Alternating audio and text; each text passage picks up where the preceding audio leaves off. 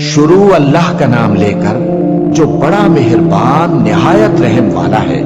میں روز قیامت کی قسم کھاتا ہوں اور نفس لوامہ کی قسم کھاتا ہوں کہ سب لوگ اٹھا کر کھڑے کیے جائیں گے۔ کیا انسان یہ خیال کرتا ہے کہ ہم اس کی بکھری ہوئی ہڈیاں اکٹھی نہیں کریں گے؟ ضرور کریں گے، اور ہم اس بات پر قادر ہیں کہ اس کی پور پور درست کر دیں۔ مگر انسان چاہتا ہے کہ آئندہ بھی خود سری کرتا چلا جائے، پوچھتا ہے کہ قیامت کا دن کب ہوگا۔ سو جب آنکھیں چندھیا جائیں اور چاند گہنا جائے اور سورج اور چاند جمع کر دیے جائیں، اس دن انسان کہے گا کہ کہاں ہے بھاگنے کی جگہ؟ کہیں نہیں، کوئی جائے پناہ نہیں۔ اس روز تمہارے پروردگار ہی کے پاس تمہیں جا ٹھہرنا ہے۔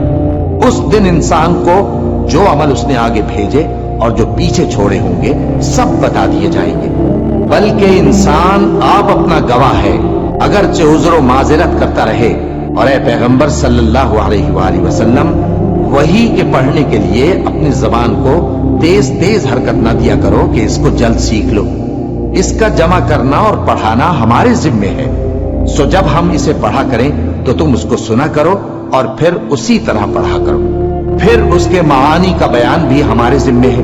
مگر لوگوں، تم دنیا کو دوست رکھتے ہو اور آخرت کو چھوڑ دیتے ہو۔ اس روز بعض چہرے رونقدار ہوں گے، اپنے پروردگار کی طرف نظر کیے ہوئے ہوں گے، اور بہت سے چہرے اس دن اداس ہوں گے، خیال کریں گے کہ ان کے ساتھ کمر توڑ معاملہ کیا جائے گا۔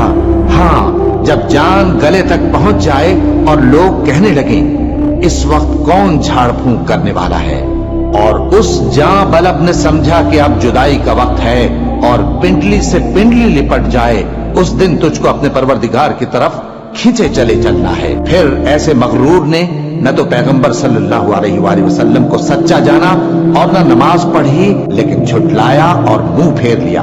پھر اپنے گھر والوں کے پاس اکڑتا ہوا چل دیا۔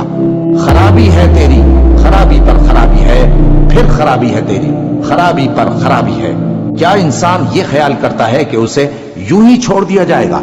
کیا وہ منی کا جو ٹپکائی جاتی ہے ایک قطرہ نہ تھا، پھر لوتھڑا ہوا، پھر اللہ نے اس کو بنایا، سو اس کے اعضاء کو درست کیا، پھر اس کی دو قسمیں بنائی، مرد اور عورت۔ کیا اس کو اس بات پر قدرت نہیں کہ مردوں کو زندہ کر دے؟